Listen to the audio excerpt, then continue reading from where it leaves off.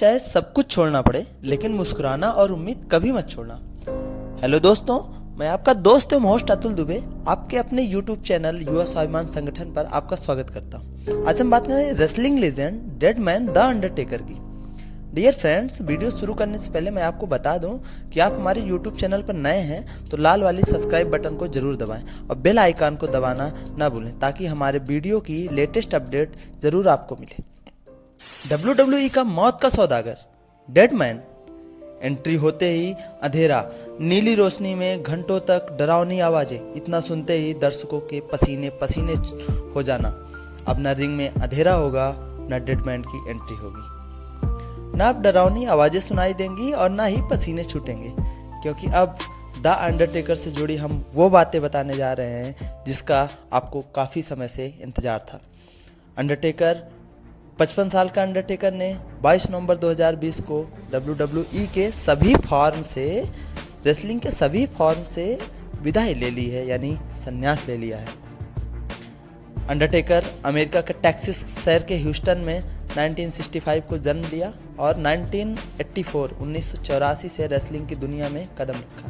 वैसे कहते हैं ना कि जो बड़े लोग हैं या बड़ी हस्तियां हैं या सक्सेस लोग हैं, उनके सामने ऑप्शन आसान था कि उनको रेसलिंग करना, ऐसा नहीं है। बल्कि अंडरटेकर एक बहुत ही सामान्य और मिडिल क्लास फैमिली से बिलोंग करने वाला था और ग्रेजुएशन की पढ़ाई के बाद में अंडरटेकर बास्केटबॉल और रेसलिंग, बास्केटबॉल का एक अच्छा खिलाड़ी था और रेसलर भी था, पर उसने दोनों में दुविधा के समय में उसने चुना उसने रेसलिंग और 1984 में WCW वर्ल्ड क्लास रेसलिंग से जुड़ा। कहते हैं कि जब कुछ अच्छा मिलता है या कुछ बदलाव होना होता है तो कुछ हमें कष्ट भी झेलने पड़ते हैं। वही हुआ अंडरटेकर साथ में। 1989 में WCW वर्ल्ड क्लास रेसलिंग ने अंडरटेकर को नकार दिया और अंडरटेकर को रेसलिंग से बाहर का रास्ता दिखा दिया। तब यह अंडरटेकर, जो पहले डेड मैन के नाम से लड़ता था, अब वो अंडरटेकर 1990 में WWF उस टाइम होता था और WWF के साथ में द अंडरटेकर नाम से जुड़ा और बहुत सारी उपलब्धियां हासिल की। द अंडरटेकर रेसलमेनिया के द स्ट्रीट टूर्नामेंट में लगभग 2 दशक तक अंडरटेकर ने एक भी मैच नहीं हारे। लगभग 20 से ज़्यादा मैचों में अंडरटेकर लगातार अपनी विजय पताके को फहराते रहे।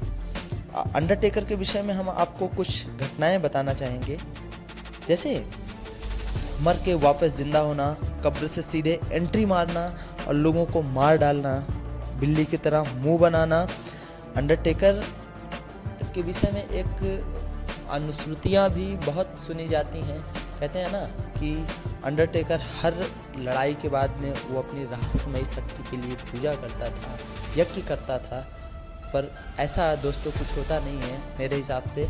और ये जो रहस्यमयी शक्तियाँ हैं, ये केवल और केवल हमें लगता है कि सारे रेसलर के ऊपर मनोवैज्ञानिक दबाव बनाने का काम करती थी कि अंडरटेकर के पास में दैवी शक्ति है और वो एक शैतान की शक्ति अर्जित करके लोगों को हरा देता है या अपनी शक्ति को पुनर्जागृत कर लेता है।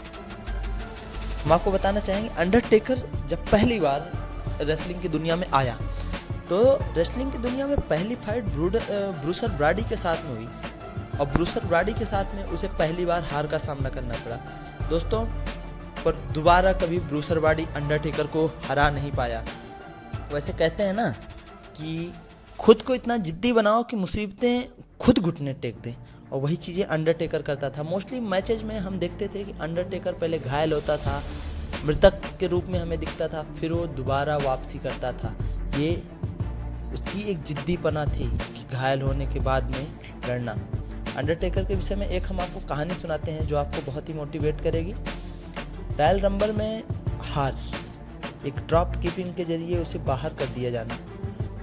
मैवेन के साथ में अंडरटेकर की हार्डकोर चैंपियनशिप में अंडरटेकर को हार का सामना करना पड़ता है। केन के हस्तक्षेप से मैकम होम ने WWE के एक मैच में अंडरटेकर को जबरदस्ती पक्षपात करके हरा दिया जाता है। तो इसके बाद में अंडरटेकर अपने को बहुत ही असहाय महसूस करता है और वो WWE यानी रेसलिंग की दुनिया से बहुत अरसे के लिए मर चुका होता है। जब दोबारा 1999 के बाद में 2006 में वापसी करता है तो अपने मृत व्यक्ति के मृत व्यक्तित्व के रूप में लौटता है और केन को, वही केन जो इसे पक्षपात से हराया था, उसी केन को दोबारा हरा देता है और 7 बार WWE चैंपियनशिप हैवीवेट में और 3 बार में WWE चैंपियनशिप उसके पास में होती है। तो ऐसे में हमें दोस्तों ये चीज़ें हमें ध्यान रखनी चाहिए कि जो कुछ भी हमारे पास में है उसको हमें समझना होगा, हमें अपनी ताकतों का एहसास कराना होगा।